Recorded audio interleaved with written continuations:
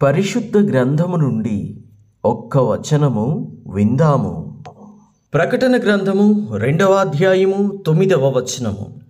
నీ శ్రమను దారిద్ర్యతను నేనెరుగుదును, ఆయనను నీవు ధనవంతుడవే. తాము యూదులమని చెప్పుకొనుచు యూదులు కాక సాతాను సమూహపు వారి వలన నీకు కలుగు దూషణ నేనెరుగుదును. నీవు పొందబోవు శ్రమలకు భయపడకుము.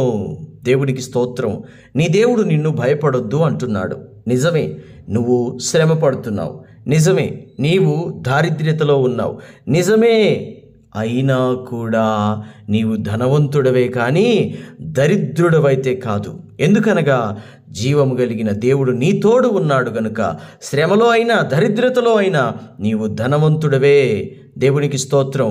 మనుషుల ద్వారా శోధన, పరిస్థితుల ద్వారా శోధన, సాతాను ద్వారా శోధన, సాతాను సమూహముతో శోధన, ఎన్ని శోధనలు వచ్చినా నీ దేవుడు నీ పక్షాన ఉంటాడు గనుక దేవుని బిడ్డ, నీవు భయపడవద్దు.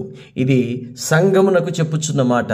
సంఘమునకు చెప్పుచున్న మాట గనుక చెవిగలవాడు వినుగాక. ఆమేన్.